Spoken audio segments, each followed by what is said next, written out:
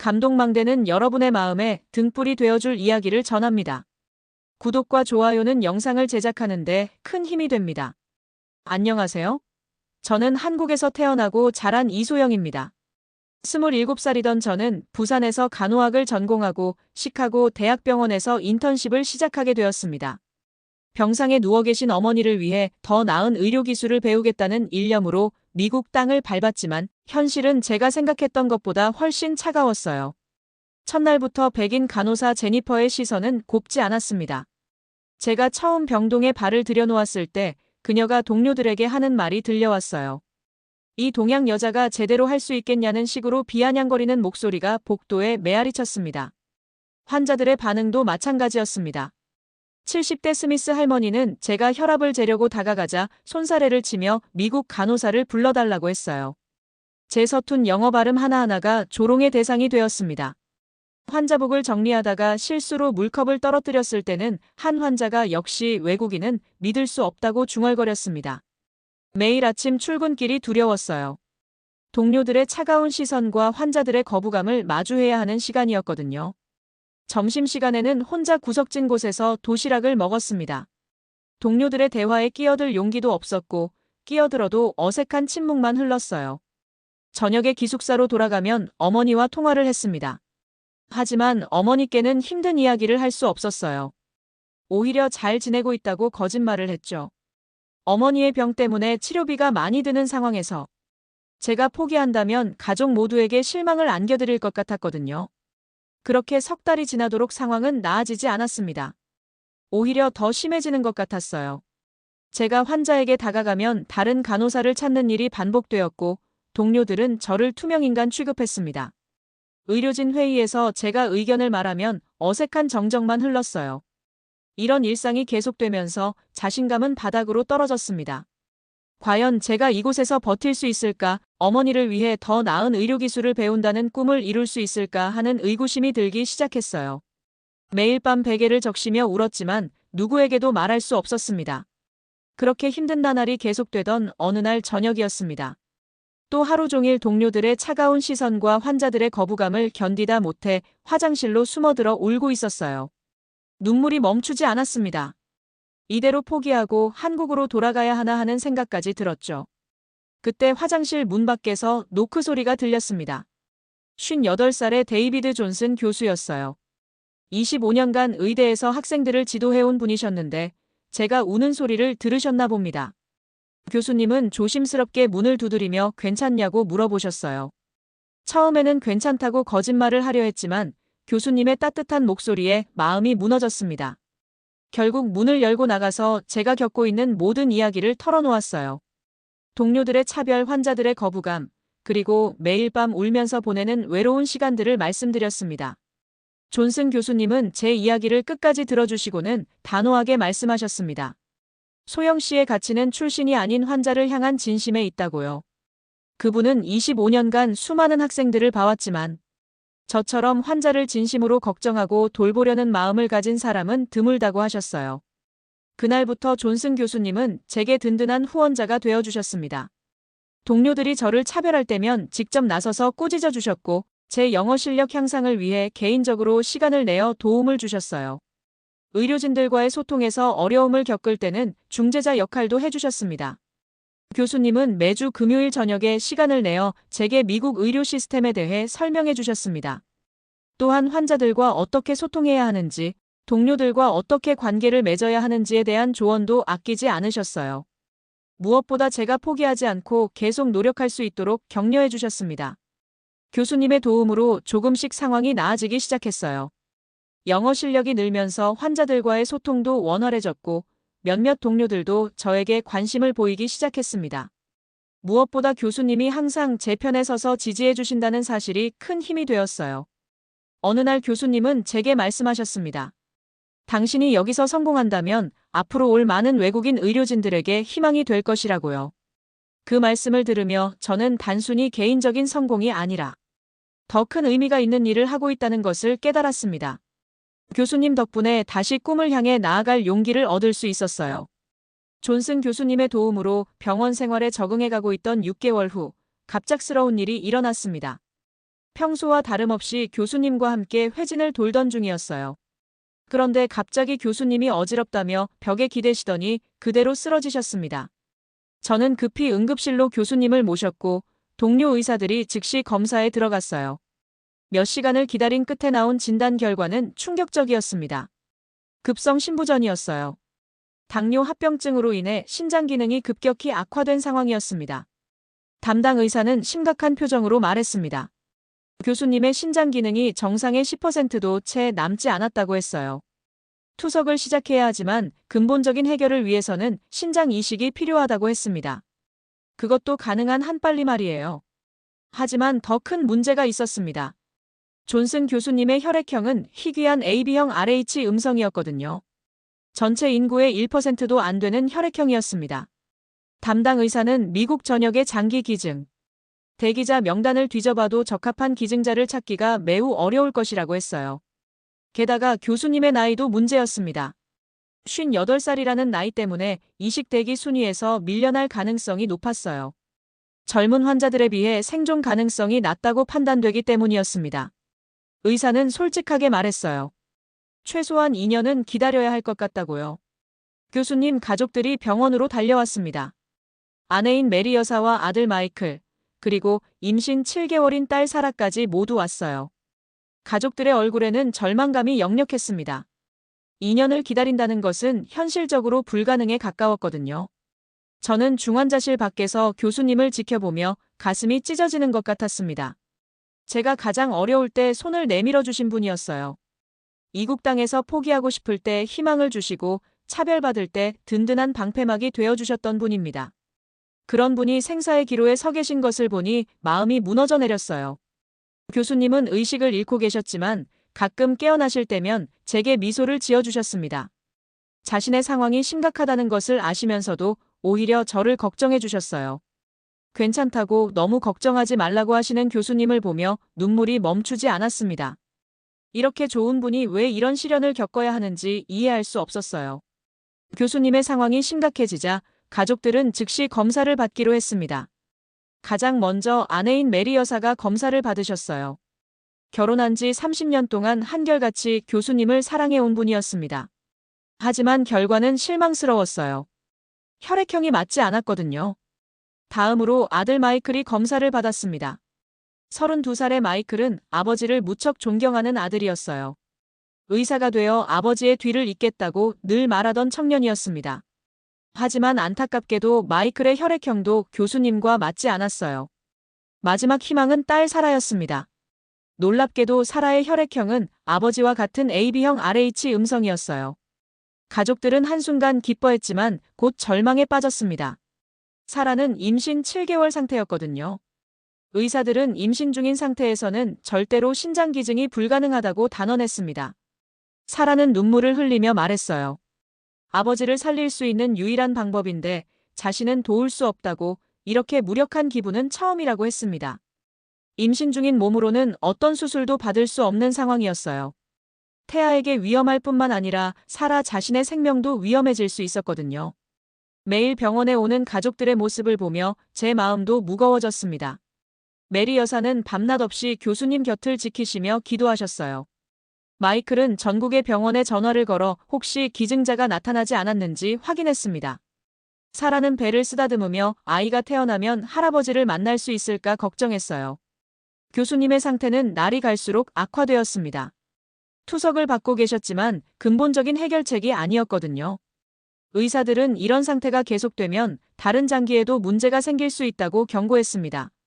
시간이 얼마 남지 않았다는 뜻이었어요. 저는 매일 교수님의 병실을 찾았습니다. 의식이 있으실 때는 대화를 나누고 의식을 잃고 계실 때는 그냥 곁에 앉아 있었어요. 교수님은 제게 새 생명을 불어넣어준 은인이었습니다. 차별과 편견의 벽 앞에서 좌절할 때 따뜻한 손길을 내밀어 주신 분이었거든요. 가족들은 점점 지쳐갔습니다. 희망과 절망을 반복하며 심리적으로 무너져가고 있었어요. 메리 여사는 체중이 눈에 띄게 줄어들었고 마이클은 직장에도 나가지 못하고 있었습니다. 사라는 스트레스 때문에 조산 위험까지 생겼어요. 한 사람의 병이 온 가족을 힘들게 하는 모습을 보며 제 마음도 아팠습니다. 교수님 가족들이 모두 기증자가 될 수 없다는 사실을 확인한 후 저는 밤새도록 고민했습니다. 과연 제가 할 수 있는 일이 없을까요? 교수님께서 제게 베풀어 주신 은혜를 생각하면 가만히 있을 수만은 없었어요. 그래서 용기를 내어 혈액 검사를 받기로 결심했습니다. 다음 날 아침 일찍 검사실로 갔습니다. 간호사는 제가 왜 갑자기 혈액형 검사를 받으려고 하는지 궁금해했어요. 저는 존슨 교수님을 도울 수 있는지 확인하고 싶다고 말했습니다. 사실 큰 기대는 하지 않았어요. AB형 RH 음성은 정말 드문 혈액형이었거든요. 몇 시간 후 결과가 나왔습니다. 놀랍게도 저의 혈액형도 AB형 RH 음성이었어요. 검사를 담당한 기사는 깜짝 놀라며 다시 한번 확인해 보겠다고 했습니다. 재검사 결과도 같았어요. 제가 교수님과 같은 희귀 혈액형을 가지고 있었던 것입니다. 하지만 혈액형이 같다고 해서 바로 이식이 가능한 것은 아니었습니다. 조직 적합성 검사라는 더 정밀한 검사를 받아야 했어요. 이 검사는 며칠이 걸린다고 했습니다. 저는 초조한 마음으로 결과를 기다렸어요. 혹시라도 맞지 않으면 어떡하나 하는 걱정이 컸거든요. 일주일 후 드디어 결과가 나왔습니다. 담당 의사는 흥분을 감추지 못하며 저를 불러 결과를 알려주었어요. 조직 적합성 검사에서 95%의 일치율을 보였다는 것이었습니다. 의사는 이건 정말 기적이라고 말했어요. 이 정도 수치는 형제자매 사이에서도 찾기 어려운 완벽에 가까운 일치율이었거든요. 저는 그 순간 가슴이 뛰는 것을 느꼈습니다. 교수님을 구할 수 있다는 희망이 생긴 것이었어요. 하지만 동시에 큰 고민도 생겼습니다. 한국에서 어머니의 병이 악화되고 있다는 소식을 들었거든요. 만약 제가 신장을 기증한다면 훗날 저 자신에게 문제가 생겼을 때 어떻게 해야 할까요? 또한 큰 수술에 대한 두려움도 있었습니다. 신장 적출 수술은 간단한 수술이 아니었어요. 마취에서 깨어나지 못할 수도 있고 수술 중 합병증이 생길 수도 있었습니다. 무엇보다 한쪽 신장으로 평생을 살아가야 한다는 부담감이 컸어요. 그래도 교수님을 생각하면 망설여질 수 없었습니다. 제가 이국 땅에서 절망하고 있을 때 희망의 빛이 되어주신 분이었거든요. 차별받고 무시당할 때 저를 보호해 주시고 포기하고 싶을 때 용기를 주셨던 분입니다. 그런 분이 지금 제 도움을 필요로 하고 계셨어요. 검사 결과를 들고 집으로 돌아가는 길에 많은 생각이 들었습니다. 과연 제가 이런 큰 결정을 내릴 수 있을까요? 가족들은 뭐라고 하실까요? 특히 어머니께서는 어떻게 생각하실까요? 밤새도록 잠을 이루지 못하며 고민에 고민을 거듭했습니다.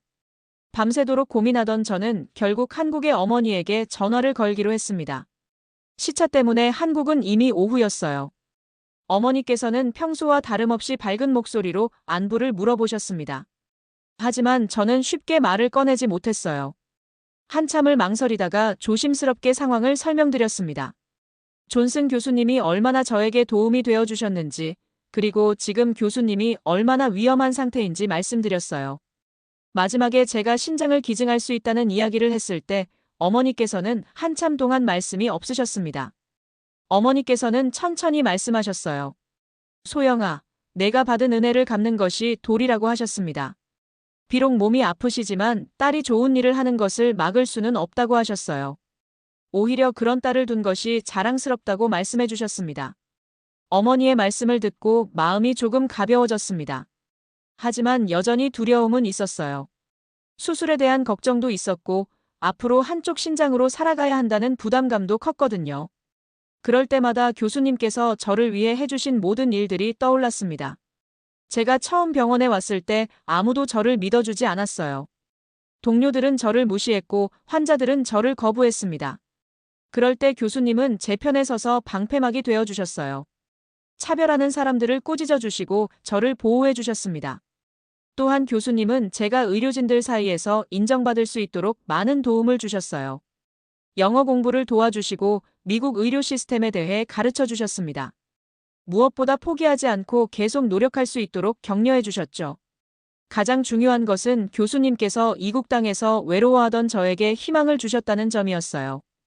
혼자라고 생각했던 저에게 든든한 버팀목이 되어 주셨습니다. 그런 분이 지금 생사의 기로에서 제 도움을 기다리고 계신다면 제가 할 수 있는 일이 있다면 당연히 해야 하는 것 아닐까요? 다음 날 아침 저는 마침내 결심을 굳혔습니다. 병원으로 가서 담당 의사에게 신장기증 의사를 밝혔어요. 의사는 제 결정이 확실한지 다시 한번 물어보았습니다. 수술의 위험성과 기증 후 주의사항들에 대해서도 자세히 설명해 주었어요. 저는 단호하게 대답했습니다. 교수님께 받은 은혜를 갚고 싶다고, 그분을 살리는 일이라면 기꺼이 하겠다고 말했습니다. 의사는 제 진심을 알아주는 듯 고개를 끄덕이며 수술 준비에 들어가겠다고 했어요. 그 순간 마음 한편이 뿌듯하면서도 한편으로는 떨렸습니다. 하지만 후회는 없었어요. 수술날이 정해졌습니다. 10시간에 걸친 대수술이었어요. 저와 교수님이 동시에 수술실에 들어가 각각 다른 수술팀의 집도를 받았습니다. 마취에 들어가기 전 교수님과 마지막 인사를 나누었어요. 교수님은 제 손을 꼭 잡으시며 고맙다는 말씀을 하셨습니다. 수술은 성공적으로 끝났습니다. 의료진들은 모두 놀라워했어요. 제 신장이 교수님의 몸에서 완벽하게 작동하기 시작했거든요. 조직 적합성이 워낙 높았기 때문에 거부 반응도 거의 없었습니다. 담당 의사는 정말 기적 같은 일이라고 말했어요. 수술 소식이 병원에 퍼지자 모든 사람들이 충격에 빠졌습니다. 한국인 간호사가 자신의 신장을 기증해서 교수를 살렸다는 소식에 병원 분위기가 완전히 바뀌었어요. 예전에 저를 차별하던 사람들의 태도가 180도 달라졌습니다. 가장 먼저 찾아온 사람은 제니퍼였습니다. 예전에 저를 무시하고 비아냥거렸던 그 백인 간호사였어요. 그녀는 제 병실로 달려와 눈물을 흘리며 사과했습니다. 당신은 진정한 영웅이라고, 자신이 얼마나 어리석었는지 깨달았다고 말했어요. 70대 스미스 할머니도 찾아오셨습니다. 예전에 제가 혈압을 재려할 때 미국 간호사를 불러달라고 했던 그 할머니였어요. 할머니는 떨리는 목소리로 말씀하셨습니다. 당신 같은 천사를 몰라본 자신이 부끄럽다고, 앞으로는 절대 그런 편견을 갖지 않겠다고 하셨어요. 병원 직원들도 하나둘씩 찾아왔습니다. 평소에 저와 말 한마디 섞지 않던 의사들, 간호사들, 심지어 청소부 아저씨까지 모두 제게 감사 인사를 하러 왔어요. 어떤 분은 자신도 언젠가 저처럼 용기 있는 사람이 되고 싶다고 말했습니다. 병원장도 직접 찾아왔습니다. 평소에는 높으신 분이라 만날 기회가 없던 분이었는데 직접 병실까지 오셔서 제 손을 잡고 고마움을 표현하셨어요. 며칠 후에는 전체 직원 회의를 열어 소영은 우리 병원의 자랑이라고 공표하셨습니다. 지역 언론들도 이 소식을 크게 다뤘습니다. 한국 간호사의 숭고한 희생이라는 제목으로 신문 첫 페이지에 실렸어요. 텔레비전 뉴스에서도 제 이야기가 방송되었습니다. 기자들은 저를 현대판 착한 사마리아인이라고 불렀어요. 가장 기뻤던 것은 교수님이 빠르게 회복되신다는 소식이었습니다. 새로운 신장이 완벽하게 기능하면서 교수님의 얼굴에 다시 생기가 돌아왔어요. 며칠 후 교수님이 제 병실을 찾아오셨을 때 저는 정말 기뻤습니다. 교수님은 제게 새 생명을 선사해 준 것에 대해 평생 잊지 못할 은혜라고 하셨어요. 이 모든 일을 겪으면서 저는 깨달았습니다. 진정한 가치는 피부색이나 출신이 아니라 마음에 있다는 것을요. 그리고 받은 은혜를 갚는다는 것이 얼마나 소중한 일인지도 알게 되었습니다. 병원 전체가 따뜻한 분위기로 바뀌었고 저는 더 이상 외로운 외국인이 아니었어요. 수술 후 석 달이 지나면서 교수님은 완전히 건강을 되찾으셨습니다. 정기검진에서도 신장 기능이 정상으로 돌아왔다는 결과가 나왔어요. 저도 회복이 빨라서 정상적인 근무가 가능했습니다. 무엇보다 정식 간호사 자격을 취득할 수 있었어요. 병원에서 제 위상은 완전히 달라졌습니다. 사람들은 저를 병원의 천사라고 불렀어요. 새로 오는 직원들에게는 소영을 본받으라는 말이 전해졌습니다. 예전에 저를 차별하던 사람들은 이제 제게 조언을 구하고 도움을 요청했어요. 정말 상상할 수 없는 변화였습니다. 더욱 놀라운 일은 다른 외국인 의료진들에 대한 대우도 크게 개선되었다는 점이었어요. 제 이야기가 알려진 후 병원 전체의 다양성을 존중하는 문화가 자리 잡았습니다. 새로 오는 외국인 직원들은 더 이상 제가 겪었던 차별을 경험하지 않아도 되었어요. 그런데 몇 달 후 한국에서 급한 소식이 왔습니다. 어머니께서 갑자기 위독해지셨다는 전화였어요. 즉시 한국으로 돌아가야 하는 상황이었습니다. 저는 고민에 빠졌어요.